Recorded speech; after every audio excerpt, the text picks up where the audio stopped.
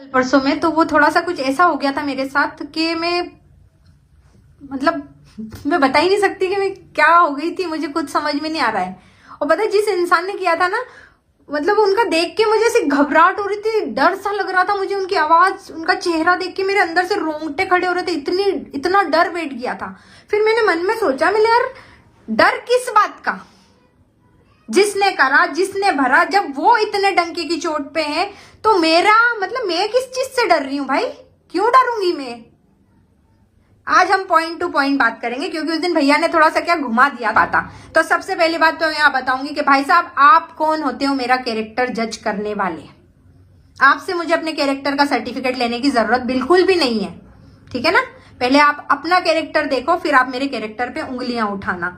और रही बात जो आपने मेरे मजाक को इस तरीके से प्रेजेंट किया यहाँ पब्लिक में लाके शुरू। हे एवरीवन, कैसे हो आप सब लोग। आई होप आप सब अच्छे होंगे, अच्छे रहिए, खुश रहिए। यही करण कंचन ब्लॉग की तरफ से आप लोगों को दुआ है फ्रेंड। यहाँ पे आप लोग जानते हो कि सचिन ने यहाँ पे फ्रेंड जो सचिन है ना, तो नीतू दीदी को इस तरह से घसीट रहा, हर चीज़ों में नीतू दीदी को घसीट रहा है।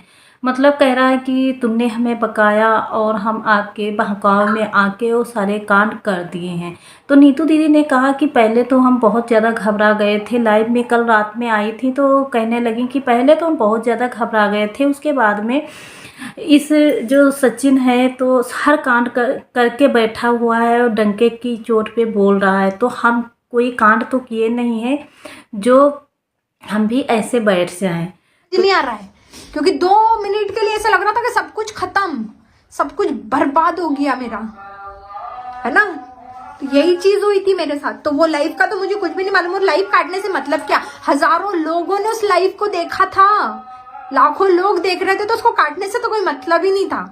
जिनको जो रिकॉर्ड करना होगा वो खुद ही कर चुके थे उस चीज को रिकॉर्ड। तो यहाँ पे नीतू दीदी का ये जवाब बहुत ही अच्छा लगा। इस तरह से एक लेडी जो जेंट्स को जवाब देने लगेगी ना, तो कभी भी जेंट्स से लेडीज नहीं हारेगी।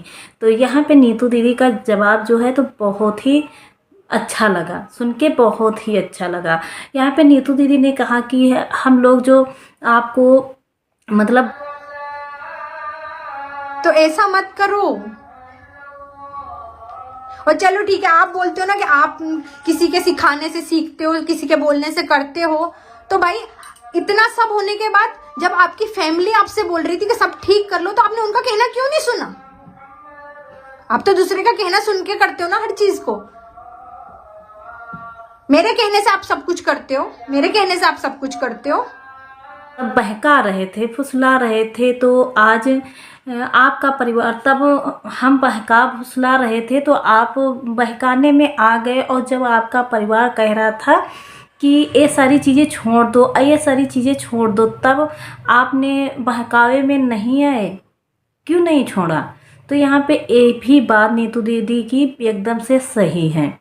यहाँ पे जब आप किसी के बोलने से सारे काम करते हो, तो यहाँ पे नीतू दीदी ने कहा कि जब आप किसी के बोलने पे सारे काम करते हो तो आपके घर वालों ने समझाया कि ये सारी चीज़ें छोड़ दो, इन सारी चीज़ों में तुम ना पड़ो, तो आपने नहीं छोड़ा। जब आप किसी के बहकाव में सारे काम करते हो तो अपने घर वालों की बातें क्यों नहीं मानी। इसी तरह से तो वो भी समझा रही थी, तो ये सारी चीज़ें नहीं मानी।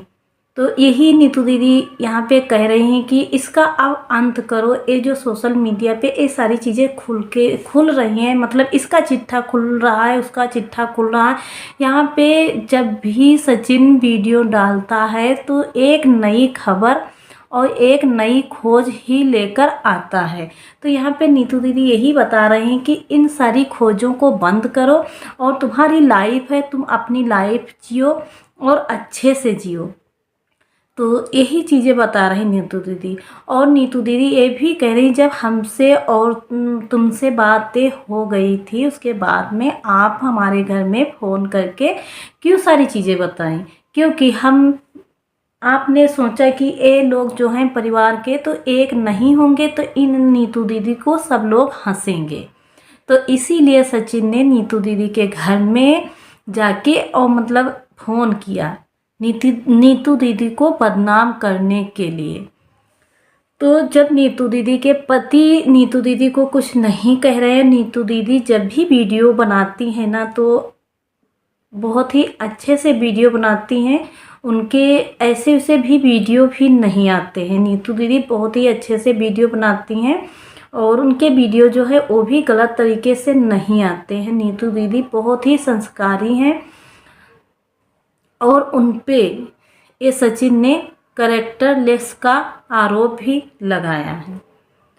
तो ये जो सचिन है तो यही सारी चीज़ें लेकर आता है, कभी इसका चिट्ठा खोल देता है, कभी उसका चिट्ठा। जब भी ब्लॉग डालता है ना तो सारे चिट्ठे ही खोलता रहता है। इसके दिमाग में कुछ घूमता रहता है तो हर लोगों का चिट्ठा ही खोलता है। वो एकदम से अच्छा है और जो बाकी क्रिएटर हैं वो सारे क्रिएटर गंदे हैं। तो यही तो साबित करना चाहता है सचिन। तो यही सारी चीज़ें हैं। तो यहाँ पे नीतू दीदी बहुत ज़्यादा परेशान हो गई। कल बता रही थी कि जब हम लाइव में आए तो हम बहुत ज़्यादा परेशान हो गए और रोने भी लगे। जब कोई भी हो, कोई भी लेडीज़ या जेंट्स हो जो उस पर इस तरह का लांछन मतलब हर तरह से लगाया जाए तो वो परेशान होगी ही। यहाँ पे सचिन ने अपने बारे में हर तरह की चीज़ें सुनी हैं तो सोचता है किसी और क्रिएटर को हम बदनाम करें। तो पहले तो सृष्टि पे आरोप लगाया, उसके बाद में कुछ नहीं पाया तो नीतू दीदी पे आरोप लगाता गया। फिर नीतू दीदी के हस्बैंड नीतू दीदी का सपोर्ट कर रहे थे तो फिर वो चीज़ थोड़ी सी बंद कर दी। उसके बाद में लाइफ आके और नीतू दीदी पे फिर से आरोप लगाना शुरू कर दिया। इस सचिन को पता नहीं क्या हो गया, क्या साबित करना चाहता है और इस लड़ाई को कहाँ तक ले जाना चाहता है। ये लड़ाई दिन पर दिन बढ़ती ही जाती है और हर क्रिएटर मतलब जो भी क्रिएटर इसमें हैं सारे क्रिएटरों का राज खुल के धीरे धीरे आ रहा है। सही खुलता है या झूठ खुलता है, लेकिन मैंने कहा था ये सब कुछ करने के लिए आपको। मैंने कहा था इसके पर्दे फाड़ो, उसका चिट्ठा खोलो, इसका ये सब कुछ करो। मैंने कहा था आपसे। मैं तो आखिरी तक सिर्फ यही बोल रही थी कि ऐसा कुछ नहीं होना चाहिए, ऐसा कुछ नहीं होना चाहिए। बात शुरुआत चीनू से हुई थी, शुरुआत चीनू से हुई थी। कम्युनिटी चीनू से जो जुड़ी हुई थी वो डिलीट इस सोशल मीडिया पे डाल देता है तुरंत के तुरंत।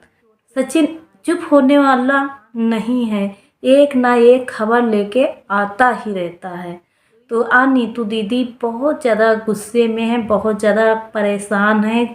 परेशान क्यों नहीं होंगी, क्योंकि नीतू दीदी को इस तरह से सचिन बदनाम कर रहा है, हर तरह से उनको बदनाम कर रहा है।